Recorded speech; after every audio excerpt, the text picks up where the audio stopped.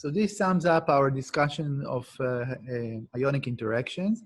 And we move on to another type of electrostatic interaction that is very prevalent in proteins and also in other biomolecules.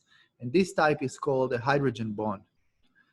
We already encountered it when we discussed the structure of the water medium. We saw that this bond happens between individual water molecules, but it also happens in many other cases in biology and in proteins specifically. The hydrogen bond is a type of a dipole-dipole interaction. And in this, it is called a bond, but it's misleading. It's not a chemical bond, it's an electrostatic interaction. But we'll continue calling it a hydrogen bond because this is what, this is the convention. So each hydrogen bond occurs between two dipoles. The first dipole contains a heavy atom like oxygen or nitrogen, and it is chemically or covalently connected to a hydrogen atom. And the other dipole has a heavy atom like oxygen or nitrogen that is bound to carbon. So each of these groups is, like I said, is a dipole. The heavy atom here and here has a partial negative charge. And the hydrogen here and the carbon here have positive, a partial positive charge. And the bond is actually between the partially positive hydrogen and the partially negative heavy atom. But when we talk about, this is the specific electrostatic interaction. But when we talk about hydrogen bonds, we usually consider them as interactions between the two heavy atoms here and here in the two dipoles. Now, in terms of nomenclature, we usually refer to the group that contains the hydrogen as the donor, and we refer to the heavy atom as the donor atom. And the other group, which contains the carbon heavy atom bond, we refer to it as the acceptor. And specifically, we refer to the heavy atom of this dipole as the acceptor of the hydrogen bond. When we look at hydrogen bonds in biomolecules, we can see many combinations of such interactions. The combinations are both of the chemical structures that participate in these interactions, but also of the geometries and the distances of the interactions. And we can see a few examples here. When we average over these many cases, we get that the length of the between the two heavy atoms is usually between 2.8 or 3 angstroms, and the length between the hydrogen and heavy atom is approximately 2 angstroms. But as I said, we can see many cases of many hydrogen bonds that have different distances and different geometries. The energy of the hydrogen bond is given by the equation that you can see here. And it's obvious that it's very similar to the Coulomb equation, but there are some important differences. First of all, the pre-factor is much smaller. Also, the two multiplied factors in the numerator are not Qi and Qj, the point charges. They are, because the interacting species here are dipoles. So we have mu I and mu j, which are the dipoles' moments. And you can calculate them using this equation as we saw earlier. To get the energy in kilocalories per mole, we need to use the Debye unit for these dipoles.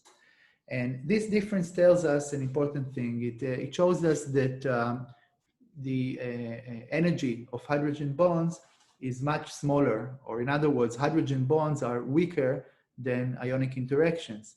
And this is obvious because here we have two interacting species which contain partial charges and not full charges. So this is the second difference. The third one can be seen here in the denominator. And in the case, to remind you, in the case of the Coulomb equation, we have simply R here. But in the case of hydrogen bonds, R is raised to the power of 3. And this tells us that hydrogen bonds are short-ranged. In other words, if we pull the two interacting dipoles away from one another, the energy diminishes or decays much more steeply than in the case of ionic interaction. This is also very important because it means that within larger molecules, hydrogen bonds have to be very close. The two interacting species have to be very close in the hydrogen bond to have a substantial energy. Finally, we can see that the equation takes into account also the geometry of the interaction in the form of the two angles, theta I and theta j. And this tells us that hydrogen bonds are very geometry dependent, which is indeed the case. And we saw earlier in one of the previous slides that we can find different configurations and different geometries of hydrogen bonds in nature and in proteins. But now we can appreciate that each of these geometries has a different energy of interaction. The strongest energy is given by a configuration in which the two interacting dipoles are collinear, like you can see here. And we can calculate the energy of this hydrogen bond by assuming that the distance between the two interacting atoms is 1 angstrom, by accounting for the two dipole moments, which we have here, and by assuming that the two dipoles are immersed in water, which has a dielectric of 80. So if we take all these details and we solve the equation, we get that the energy of the hydrogen bond is minus 0.11 kilocalories per mole. This is much lower than the energy that we saw, for example, for two full charges inside water. We calculated then the energy using the Coulomb equation, and we got 4 kilocalories per mole. And again, it shows us that hydrogen bonds are much weaker than ionic interactions, but still they're very important in proteins because there are a lot of them. So together they give strength to the entire structure, but also because they are geometry dependent. And this means that they confer specificities to interactions of proteins within themselves and also with other molecules. There's another type of electrostatic interactions that are very, like hydrogen bonds, very specific and geometry dependent. And those are interactions that involve aromatic rings. It's relevant to our case because there are certain, we'll see that later, there are certain amino acids that contain such aromatic rings. And also there are many natural ligands that bind to proteins, and they too contain such rings. So those of you who took chemistry courses probably remember that aromatic rings contain alternating double bonds.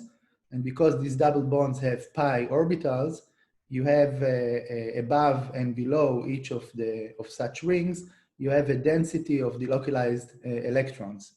And this creates a partial negative charge above the plane of the ring and below the plane of the ring. And the ring itself, the plane of the ring itself, is partially positive. So you have two microdipoles with opposite directions. And this allows, since we have two dipoles here, they can interact with other full or partially charged groups. So we can see here a few examples. One example which we don't see is the interaction between two aromatic rings.